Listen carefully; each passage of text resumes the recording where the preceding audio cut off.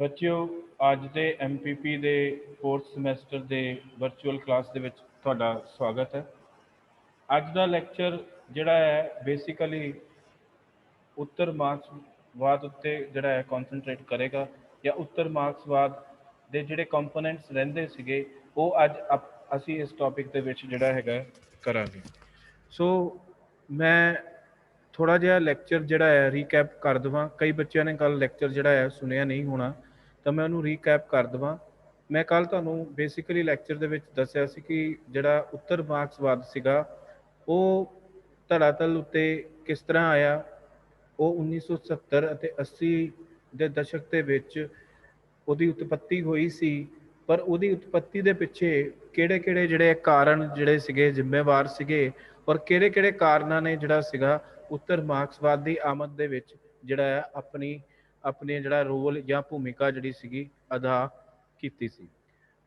ਹੁਣ ਇਹ ਮੈਂ ਕੱਲ ਤੁਹਾਨੂੰ ਜਿਹੜਾ ਹੈ 2 ਲੈਕਚਰਸ ਦੇ ਵਿੱਚ ਜਿਹੜੀ ਇਹ ਚੀਜ਼ ਹੈ ਡਿਟੇਲ ਦੇ ਵਿੱਚ ਜਿਹੜੀ ਦੱਸ ਚੁੱਕਾ ਹਾਂ, ਮੈਂ ਇਹਨੂੰ ਰਿਪੀਟ ਨਹੀਂ ਕਰੂੰਗਾ। ਹੁਣ ਜਿਹੜੀ ਬੇਸਿਕਲੀ ਅਸੀਂ ਕੱਲ ਜਿਹੜੀ ਗੱਲ ਕੀਤੀ ਸੀਗੀ, ਬੇਸਿਕਲੀ ਅਸੀਂ ਗੱਲ ਇੱਥੇ ਜਿਹੜੀ ਹੈਗੀ ਹੈ ਖਤਮ ਕੀਤੀ ਸੀ। ਅਸੀਂ ਨਿਕੋਲਸ ਪੁਲਾਂਜ਼ਾ ਨੇ ਜਿਹੜੇ ਸਟੇਟ ਉੱਤੇ ਵਿਊਜ਼ ਦਿੱਤੇ ਜਾਂ ਜਿਹੜੇ ਉਹਦੇ ਵਿਊਜ਼ ਜਿਹੜੇ ਹੈ ਪੋਸਟ ਮਾਰਕਸਿਸਟ ਜਾਂ ਨਿਊ ਮਾਰਕਸਿਸਟ ਕੰਸੀਡਰ ਹੁੰਦੇ ਆ, ਉਹਨਾਂ ਉੱਤੇ ਚਰਚਾ ਕੀਤੀ ਸੀ। ਹੁਣ ਜਿਹੜਾ ਨਿਕੋਲਸ ਪੁਲਾਂਜ਼ਾ ਸੀਗਾ ਉਹ ਜਿਹੜਾ ਹੈਗਾ ਸਟੇਟ ਨੂੰ ਇੱਕ ਜਿਹੜਾ ਹੈ ਕਲਾਸ ਇੰਸਟਰੂਮੈਂਟ ਨਹੀਂ ਮੰਨ ਰਿਹਾ ਔਰ ਇਕਨੋਮਿਕ ਫੈਕਟਰ ਉੱਤੇ ਜ਼ੋਰ ਨਹੀਂ ਦੇ ਰਿਹਾ। ਉਹ ਕਹਿੰਦਾ ਕਿ ਜਿਹੜਾ ਇਕਨੋਮਿਕ ਫੈਕਟਰ ਹੈ ਉਹ ਇੱਕ ਪੋਲੀਟੀਕਲ ਫੈਕਟਰ ਨਾਲ ਜੁੜਿਆ ਹੋਇਆ ਹੈ। ਤੀਸਰੀ ਗੱਲ, ਉਹ ਵਿਚਾਰਧਾਰਾ ਦੀ ਗੱਲ ਕਰ ਰਿਹਾ ਹੈ। ਸੋ ਇਹ ਤਿੰਨਾਂ ਫੈਕਟਰਸ ਨੂੰ ਜਿਹੜਾ ਹੈ ਉਹ ਇੰਟਰਵੀਨ ਕਰਦਾ ਹੈ ਤੇ ਉਹ ਆਪਣੀ ਜਿਹੜੀ ਹੈ ਪੋਸਟ ਮਾਰਕਸਿਸਟ ਥਾਟ ਜਿਹੜੀ ਹੈ ਉੱਥੋਂ ਜਿਹੜਾ ਹੈ ਜਨਰੇਟ ਜਿਹੜਾ ਹੈ ਕਰਦਾ ਹੈ। ਸੋ ਉਹ ਕਹਿੰਦਾ ਫਿਰ ਕੱਲ ਦੇ ਲੈਕਚਰ ਦੇ ਵਿੱਚ ਅਸੀਂ ਐਂਟੀਨੀਓ ਜਿਹੜਾ ਗ੍ਰਾਮਸਕੀ ਹੈ, ਜਿਹਨੇ ਪ੍ਰਭੁਤਵ ਦਾ ਜਾਂ ਡੋਮੀਨੈਂਸ ਦਾ ਜਿਹੜਾ ਸਿਧਾਂਤ ਦਿੱਤਾ ਸੀ ਜਾਂ ਹੈਜਮਨੀ ਦਾ ਜਿਹੜਾ ਸਿਧਾਂਤ ਦਿੱਤਾ ਸੀ, ਉਹਦੇ ਉੱਤੇ ਅਸੀਂ ਜਿਹੜੀ ਹੈਗੀ ਹੈ ਗੱਲ ਜਿਹੜੀ ਹੈ ਕੱਲ ਕੀਤੀ ਸੀ। ਤਾਂ ਬੇਸਿਕਲੀ ਜਿਹੜਾ ਅੱਜ ਦਾ ਲੈਕਚਰ ਹੈਗਾ ਹੈ ਉਹਦੇ ਵਿੱਚ ਅਸੀਂ ਜਿਹੜੇ ਪੋਸਟ ਮਾਰਕਸਵਾਦੀ ਵਿਚਾਰਕ ਹੈ, ਹੁਣ ਉਸ ਉੱਪਰ ਜਿਹੜਾ ਨਿਕੋਲਸ ਪੁਲਾਂਜ਼ਾ ਹੈ ਉਹ ਸੁਪਰ ਸਟਰਕਚਰ ਨੂੰ ਵੀ ਨਿਕਾਰਦਾ ਹੈ। ਉਹ ਸੁਪਰ ਸਟਰਕਚਰ ਅਤੇ ਬੇਸ ਦੀ ਜਿਹੜੀ ਫਿਲਾਸਫੀ ਹੈ ਜਿਹੜੀ ਐਂਟੋਨੀਓ ਗ੍ਰਾਮਸਕੀ ਨੇ ਦਿੱਤੀ ਹੈ। ਐਂਟੋਨੀਓ ਗ੍ਰਾਮਸਕੀ ਜਿਹੜਾ ਸੁਪਰ ਸਟਰਕਚਰ ਅਤੇ ਬੇਸ ਨੂੰ ਇੰਪੋਰਟੈਂਟ ਮੰਨਦਾ ਹੈ, ਜਦ ਕਿ ਜਿਹੜਾ ਨਿਕੋਲਸ ਪੁਲਾਂਜ਼ਾ ਇਹ ਦੋਨਾਂ ਚੀਜ਼ਾਂ ਨੂੰ ਇੰਪੋਰਟੈਂਟ ਨਹੀਂ ਮੰਨਦਾ। ਉਹ ਇੰਪੋਰਟੈਂਟ ਕਿਸ ਚੀਜ਼ ਨੂੰ ਮੰਨਦਾ ਹੈ? ਉਹ ਮੰਨਦਾ ਹੈ ਕਿ ਸਟੇਟ ਜਿਹੜਾ ਹੈ ਸਟੇਟ ਦੀ ਜਿਹੜੀ ਕ੍ਰੀਏਸ਼ਨ ਆ ਇਕਨੋਮਿਕ ਫੈਕਟਰਸ 'ਤੇ ਨਹੀਂ ਹੋਈ, ਔਰ ਹਿਸਟੋਰੀਕਲ ਡਿਟਰਮਿਨਿਜ਼ਮ ਦਾ ਜਿਹੜਾ ਪ੍ਰਿੰਸੀਪਲ ਹੈ ਉਹਨੂੰ ਵੀ ਉਹ ਨਕਾਰ ਰਿਹਾ।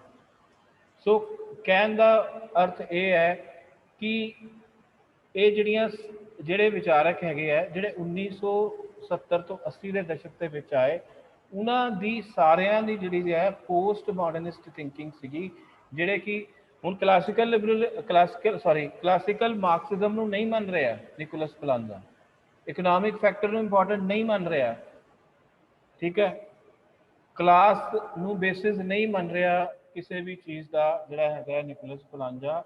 ਉਹਨੇ 3 ਚੀਜ਼ਾਂ ਦੀ ਗੱਲ ਕੀਤੀ ਹੈ। ਉਹਨੇ ਆਰਥਿਕ ਤੱਤਾਂ ਦੀ ਗੱਲ, ਆਰਥਿਕ ਕਾਰਕਾਂ ਦੀ ਗੱਲ ਕੀਤੀ ਹੈ, ਉਹਨੇ ਰਾਜਨੀਤਿਕ ਕਾਰਕਾਂ ਦੀ ਗੱਲ ਕੀਤੀ ਹੈ ਅਤੇ ਉਹਨੇ ਵਿਚਾਰਧਾਰਾ ਦੀ ਗੱਲ ਕੀਤੀ ਹੈ।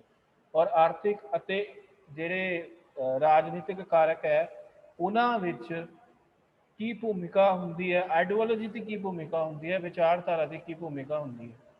ਤੁਸੀਂ ਪ੍ਰੈਜ਼ੈਂਟ ਭਾਰਤ ਦੇ ਵਿੱਚ ਅੱਜ ਮੋਦੀ ਸਰਕਾਰ ਚੱਲ ਰਹੀ ਹੈ, ਉਹਦੇ ਵਿੱਚ ਵਿਚਾਰਧਾਰਾ ਦੀ ਬਹੁਤ ਇੰਪੋਰਟੈਂਸ ਹੈ, ਠੀਕ ਹੈ। ਉਹ ਵਿਚਾਰਧਾਰਾ ਦੇ ਆਧਾਰ ਉੱਤੇ ਜਿਹੜਾ ਹੈ ਸੱਭਿਆਚਾਰਕ ਰੂਪ ਦੇ ਵਿੱਚ ਲੋਕਾਂ ਨੂੰ ਆਪਣੇ ਫੇਵਰ ਦੇ ਵਿੱਚ ਜਾਂ ਲੋਕਾਂ ਦੀ ਸੋਚ ਬਦਲਣ ਦੇ ਵਿੱਚ ਜਿਹੜੀ ਹੈ ਉਹ ਇਹ ਕੋਸ਼ਿਸ਼ ਕਰ ਰਹੀ ਹੈ, ਲੋਕਾਂ ਨੂੰ ਡਿਵਾਈਡ ਕਰ ਰਹੀ ਹੈ। ਮਤਲਬ ਵੋਟ ਪੋਲੀਟਿਕਸ ਦੀ ਆੜ ਦੇ ਵਿੱਚ ਉਹ ਜਿਹੜਾ ਹੈ ਰਾਜਨੀਤਿਕ ਧਰੂਵੀਕਰਨ ਕਰਕੇ ਜਿਹੜਾ ਇਹ ਸਾਰੀ ਜਿਹੜੀ ਚੀਜ਼ ਹੈ ਉਹਨੂੰ ਕਰ ਰਹੀ ਹੈ। ਮਤਲਬ ਇਹ ਗੱਲ ਜਿਹੜੀ ਹੈ ਗ੍ਰਾਮਸਕੀ ਨੇ ਵੀ ਕੀਤੀ ਸੀ। ਹੁਣ ਜਿਹੜਾ ਸਾਡਾ ਅੱਜ ਦਾ ਲੈਕਚਰ ਹੈਗਾ ਬੇਸਿਕਲੀ ਉਹਦੇ ਵਿੱਚ ਅਸੀਂ ਜਿਹੜਾ ਹੈਗਾ ਪੋਸਟ ਮਾਰਕਸਿਸਟ ਜਿਹੜੇ ਹੈ ਉਹ ਕਲਾਸ ਉੱਤੇ ਜਿਹੜਾ ਹੈ ਕੀ ਗੱਲ ਕਰਦੇ ਆ ਉਹਦੀ ਅਸੀਂ ਜਿਹੜੇ ਹੈਗੇ ਆ ਚਰਚਾ ਉਹਦੀ ਅਸੀਂ ਚਰਚਾ ਕਰਾਂਗੇ। ਮੈਂ ਹੁਣ ਇੱਥੇ ਤੁਹਾਡੇ ਨਾਲ ਇੱਕ ਡਾਕੂਮੈਂਟ ਸ਼ੇਅਰ ਕਰਨ ਲੱਗਾ ਜਿਹੜਾ ਮੈਂ ਕੱਲ ਤੁਹਾਡੇ ਨਾਲ ਕੀਤਾ ਸੀਗਾ, ਉਹ ਦੁਬਾਰਾ ਮੈਂ ਡਾਕੂਮੈਂਟ ਜਿਹੜਾ ਹੈਗਾ ਸ਼ੇਅਰ ਜਿਹੜਾ ਹੈਗਾ ਕਰਨ ਲੱਗਾ। ठीक है जी, आ मैं डॉक्यूमेंट ਜਿਹੜਾ ਹੈਗਾ शेयर कर लिया। सो ਇਹਦੇ ਵਿੱਚ ਇੱਥੇ एक पैराग्राफ हैगा, उन्होंने मैं कोट करूँगा। Lying somewhere between these two poles, the Hall Foster terms postmodernist resistance theorists whose aim is destructive critique of modernity। ਸੋ ਇੱਥੇ ਇੱਕ ਗੱਲ ਮੈਂ ਤੁਹਾਨੂੰ ਹੋਰ ਕਲੀਅਰ ਕਰਦਾ, ਜਿੰਨੀਆਂ ਵੀ ਵਿਚਾਰਧਾਰਾਵਾਂ ਹੈ, ਚਾਹੇ ਉੱਤਰ ਮਾਰਕਸਵਾਦ ਹੈ, ਚਾਹੇ ਉੱਤਰ ਆਧੁਨਿਕਵਾਦ ਹੈ, ਚਾਹੇ ਅਸੀਂ ਫੈਮਿਨਿਜ਼ਮ ਦੀ ਗੱਲ ਕਰੀਏ, ਫੈਮਿਨਿਜ਼ਮ ਦੀ ਗੱਲ ਨਹੀਂ ਕਰਾਂਗੇ ਆਪਾਂ, ਚਾਹੇ ਅਸੀਂ ਪੋਸਟ ਕਲੋਨੀਅਲ ਉੱਤਰ ਜਿਹੜਾ ਬਸਤੀਵਾਦ ਉਹਦੀ ਗੱਲ ਕਰੀਏ, ਇਹ ਜਿਹੜੀਆਂ ਤਿੰਨ ਵਿਚਾਰਧਾਰਾਵਾਂ ਇਹ ਜਿਹੜਾ ਮੋਡਰਨਿਟੀ ਦਾ ਕੰਸੈਪਟ ਹੈ ਉਹਨੂੰ ਵੀ ਰਿਜੈਕਟ ਕਰਦੀਆਂ। ਇਹ ਮੋਡਰਨਿਟੀ ਦੇ ਕੰਸੈਪਟ ਨੂੰ ਮੰਨਦੀਆਂ ਨਹੀਂ ਹੈ, ਮੋਡਰਨਿਟੀ ਦੇ ਕੰਸੈਪਟ ਨੂੰ ਜਿਹੜਾ ਹੈਗਾ ਜਿਹੜਾ ਰਿਜੈਕਟ ਕਰਦੀਆਂ। ਹੁਣ ਅਸੀਂ ਜਿਹੜਾ ਅਗਲਾ ਪੁਆਇੰਟ ਇਹਦੇ ਵਿੱਚ ਜਿਹੜਾ ਡਿਸਕਸ ਕਰਨਾ ਹੈਗਾ ਉਹ ਹੈਗਾ ਕਿ ਗ੍ਰਾਮਸਕੀਅਨ ਜਿਹੜਾ ਹੈ ਪਰਸਪੈਕਟਿਵ ਕੀ ਸੀਗਾ। ਇਹ ਥੋੜ੍ਹਾ ਜਿਹਾ ਮੈਂ ਤੁਹਾਨੂੰ ਦੁਬਾਰਾ ਦੱਸ ਦਿੰਦਾ, ਕਿਉਂਕਿ ਕੱਲ ਇੱਥੇ ਹੀ ਜਿਹੜਾ ਅਸੀਂ ਆਪਣਾ ਲੈਕਚਰ ਜਿਹੜਾ ਹੈ, ਕੱਲ ਵਾਲਾ ਲੈਕਚਰ ਜਿਹੜਾ ਹੈ ਇੱਥੇ ਹੀ ਜਿਹੜਾ ਅਸੀਂ ਜਿਹੜਾ ਹੈਗਾ ਸਮਾਪਤ ਜਿਹੜਾ ਕੀਤਾ ਸੀ।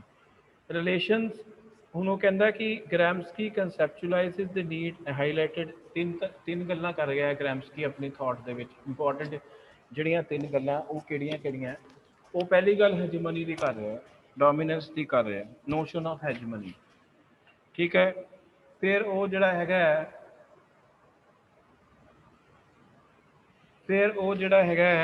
ਉਹ ਗੱਲ ਕਰ ਰਿਹਾ ਹੈ notion of popular national culture ਦੀ ਗੱਲ ਕਰ ਰਿਹਾ ਹੈ।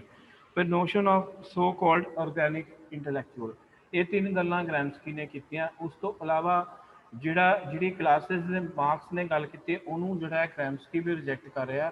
ਗ੍ਰਾਮਸਕੀ ਵੀ ਇਹ ਮੰਨ ਰਿਹਾ ਕਿ ਇਕਨੋਮਿਕ ਫੈਕਟਰ ਜਿਹੜਾ ਹੈਗਾ ਉਹ ਇਕੱਲਾ ਹੀ ਸੋਲ ਜਿਹੜਾ ਹੈ ਡਿਟਰਮੀਨੈਂਟ ਨਹੀਂ ਹੁੰਦਾ, ਜਿਹੜਾ ਬਾਕੀ ਰਿਲੇਸ਼ਨਸ ਨੂੰ ਇਕਨੋਮਿਕ ਫੈਕਟਰ ਪ੍ਰਭਾਵਿਤ ਕਰਦਾ ਹੈ। ਮੈਂ ਇੱਥੇ ਇਹ ਨਹੀਂ ਕਹੂੰਗਾ ਕਿ ਇਕਨੋਮਿਕ ਫੈਕਟਰ ਜਿਹੜਾ ਹੈ ਉਹਨੂੰ ਪ੍ਰਭਾਵਿਤ ਨਹੀਂ ਕਰਦਾ, ਇਕਨੋਮਿਕ ਫੈਕਟਰ ਜਿਹੜਾ ਹੈ ਇਹ ਸਾਰੀਆਂ ਚੀਜ਼ਾਂ ਨੂੰ ਜਿਹੜਾ ਹੈਗਾ ਪ੍ਰਭਾਵਿਤ ਕਰਦਾ ਹੈ। ਪਰ ਜਿਹੜੀ ਹੈਜਮਨੀ ਹੈ, ਡੋਮੀਨੈਂਸ ਦੀ ਗੱਲ ਹੈ। ਹੁਣ ਜੇ ਡੋਮੀਨੈਂਸ ਦੀ ਗੱਲ ਕਰੀਏ, ਅਸੀਂ ਪਾਸਟ 'ਚ ਦੇਖਿਆ, ਅਸੀਂ ਵਰਲਡ ਵਾਰ ਸੈਕਿੰਡ ਤੋਂ ਪਹਿਲਾਂ ਦੇਖਿਆ ਕਿੱਦਾਂ ਵਿਸ਼ਵ ਦੇ ਧਰਾਤਲ ਉੱਤੇ ਜਿਹੜਾ ਸੀਗਾ ਨਾਜ਼ੀਵਾਦ ਆਇਆ ਜਾਂ ਫਾਸੀਵਾਦ ਦਾ ਉਦੈ ਹੋਇਆ। ਉਹ ਵਿਚਾਰਾਤਮਕ ਆਧਾਰ 'ਤੇ ਹੀ ਹੋਇਆ ਸੀ, ਵਿਚਾਰਾਤਮਕ ਆਧਾਰ 'ਤੇ ਹੀ ਲੋਕਾਂ ਨੂੰ ਜਿਹੜਾ ਸੀਗਾ ਕੀਤਾ ਗਿਆ ਸੀ, ਔਰ ਵਿਚਾਰਧਾਰਾ ਨੂੰ ਜਿਹੜਾ ਸੀਗਾ ਸੱਭਿਆਚਾਰ ਦੇ ਨਾਲ ਜਿਹੜਾ ਸੀਗਾ ਜੋੜਿਆ ਗਿਆ ਸੀ। ਇਹ ਸਾਰੀ ਚੀਜ਼ ਬਹੁਤ ਇੰਪੋਰਟੈਂਟ ਹੈ। ਸੋ ਇਹ ਚੀਜ਼ ਜਿਹੜੀ ਹੈ ਹੁਣ ਭਾਰਤ ਦੇ ਵਿੱਚ ਬੀਜੇਪੀ ਨੂੰ ਨਾ ਪਸੰਦ ਕਰਨ ਦਾ ਕਾਰਨ ਜਾਂ ਬੀਜੇਪੀ ਦੀ ਆਲੋਚਨਾ ਇਸ ਕਰਕੇ ਵੀ ਜਿਹੜਾ ਹੈ ਜ਼ਿਆਦਾ ਹੁੰਦੀ ਹੈ ਕਿਉਂਕਿ ਉਹ ਵਿਚਾਰਧਾਰਾ ਦੇ ਰੂਪ ਦੇ ਆਧਾਰ 'ਤੇ, ਸੱਭਿਆਚਾਰਕ ਆਧਾਰ 'ਤੇ ਜਿਹੜਾ ਹੈ ਭਾਰਤ ਦੇ ਲੋਕਾਂ ਉੱਤੇ ਜਾਂ ਭਾਰਤ ਦੇ ਲੋਕਾਂ ਦੀ ਮਾਨਸਿਕਤਾ ਉੱਤੇ ਇੱਕ ਜਿਹੜਾ ਹੈ ਪ੍ਰਭੁਤਵ ਜਿਹੜਾ ਹੈ ਬਣਾਉਣਾ ਚਾਹੁੰਦੇ ਹੈਗੇ। ਠੀਕ ਹੈ ਜੀ। ਹੁਣ ਇਹਦੇ ਵਿੱਚ ਜਿਹੜਾ ਗ੍ਰਾਮਸਕੀ ਹੈਗਾ ਹੈ ਉਹ ਅੰਤ ਵਿੱਚ ਇਹ ਕਹਿ ਰਿਹਾ ਹੈ, in Gramsci then the culture and ideology is no longer a thing to be explained but is a thing does explaining no longer effect. It is becoming cause. Social consciousness as world views are becoming central factor both perception and ਫਿਰ ਉਹਨੇ social relations ਦੀ ਗੱਲ ਕੀਤੀ ਹੈ, ਸਮਾਜਿਕ ਸੰਬੰਧਾਂ ਦੀ ਗੱਲ ਕੀਤੀ ਹੈ। ਫਿਰ ਉਹਨੇ ਆਰਥਿਕ, ਰਾਜਨੀਤਿਕ ਅਤੇ ਸਮਾਜਿਕ ਤਾਣੇ ਬਾਣੇ ਦਾ ਇੱਕ ਦੂਸਰੇ ਉੱਤੇ ਕੀ ਅਸਰ ਪੈਂਦਾ ਹੈ ਉਹਦੇ 'ਤੇ ਵੀ ਜਿਹੜਾ ਹੈ ਗੱਲ ਕਰ ਰਿਹਾ। ਹੁਣ ਅਸੀਂ ਜਿਹੜਾ ਇਹਦੇ ਵਿੱਚ ਜਿਹੜਾ ਅਗਲੇ ਪੁਆਇੰਟ 'ਤੇ ਜਿਹੜਾ ਆਉਂਦੇ ਹੈਗੇ ਆ। ਠੀਕ ਹੈ ਜੀ। ਉਹਦੇ ਵਿੱਚ ਅਗਲਾ ਇਹਦੇ ਵਿੱਚ ਪੁਆਇੰਟ ਹੈਗਾ ਹੈ ਕਲਾਸ ਦੀ ਗੱਲ ਕਰਨੀ ਹੈ। ਜੇ ਕਲਾਸ ਦੇ ਵਿਊਜ਼ ਕੀ ਹੈ, post Marxism maintain that by breaking capitalism into capital labor dichotomy the important non-economic determinants are marginalized। ਉਹ ਕਹਿੰਦਾ ਕਿ ਜਦੋਂ ਅਸੀਂ ਜਿਹੜਾ ਕਿਸੇ ਚੀਜ਼ ਨੂੰ ਰਾਜਨੀਤਿਕ ਆਪਣੇ ਆਰਥਿਕ ਚਸ਼ਮੇ ਨਾਲ ਦੇਖਦੇ ਹਾਂ, ਪੂੰਜੀਵਾਦੀ ਚਸ਼ਮੇ ਨਾਲ ਦੇਖਦੇ ਹਾਂ, ਤੇ ਪੂੰਜੀਵਾਦੀ ਚਸ਼ਮਾ ਜਿਹੜਾ ਹੈਗਾ ਉਹ ਆਰਥਿਕ ਰੂਪ ਨਾਲ ਜਿਹੜਾ ਹੈ ਦੋ ਕਲਾਸਿਸ ਦੀ ਗੱਲ ਕਰਦਾ ਹੈ। ਇੱਕ ਕਲਾਸ ਉਹ ਹੈ ਜਿਹੜਾ ਕਿ ਸ਼ੋਸ਼ਣ ਕਰ ਰਹੀ ਹੈ ਔਰ ਇੱਕ ਕਲਾਸ ਉਹ ਹੈ ਜਿਹੜਾ ਕਿ ਸ਼ੋਸ਼ਣ ਕਰ ਰਹੀ ਹੈ। ਇਹਦੇ ਨਾਲ ਕੀ ਹੁੰਦਾ ਹੈ, ਇਹਦੇ ਨਾਲ ਜਿਹੜੇ ਬਾਕੀ ਜਿਹੜੇ ਫੈਕਟਰਸ ਹੈਗੇ ਹੈ, ਜਿਹੜੇ ਹੋਰ ਫੈਕਟਰਸ ਹੈ ਜਿਹੜੇ ਇਹਨਾਂ ਸਾਰੀਆਂ ਚੀਜ਼ਾਂ ਨੂੰ ਡਿਟਰਮਿਨ ਕਰਦੇ ਹੈ, ਉਹ ਉਹਨਾਂ ਨੂੰ ਅਸੀਂ ਜਿਹੜਾ ਇਗਨੋਰ ਕਰ ਦਿੰਦੇ ਹਾਂ। Thus, there is a class identity crisis in within post-Marxism. Post-Marxism ਮਾਰਕਸਵਾਦੀ ਜਿਹੜੇ ਵਿਚਾਰਕ ਹੈ, ਉੱਤਰ ਮਾਰਕਸਵਾਦੀ ਜਿਹੜੇ ਵਿਚਾਰਕ ਹੈ, ਉਹ ਕਲਾਸ ਆਇਡੈਂਟੀਟੀ ਨੂੰ ਇੰਪੋਰਟੈਂਸ ਨਹੀਂ ਦਿੰਦੇ। ਠੀਕ ਹੈ ਜੀ, ਉਹ ਕਲਾਸ ਨੂੰ ਜਿਹੜਾ ਹੈਗਾ ਆਧਾਰ ਨਹੀਂ ਬਣਦੇ, ਉਹ ਸਟੇਟ ਨੂੰ ਇੱਕ ਇੰਸਟਰੂਮੈਂਟ ਨਹੀਂ ਬਣਦੇ ਜਿਹਦੇ ਵਿੱਚ ਪਰਟੀਕੂਲਰ ਜਿਹੜੀ ਕਲਾਸ ਹੈ ਉਹਦੀਆਂ ਜਿਹੜੀਆਂ ਆਕਾਂਖਸ਼ਾਵਾਂ ਹੈ, ਜਿਹੜੀਆਂ ਉਹਦੀਆਂ ਮਹੱਤਤਾਵਾਂ ਹੈ, ਉਹਦਾ ਖਿਆਲ ਜਿਹੜਾ ਹੈ ਰੱਖਿਆ ਜਾਵੇ।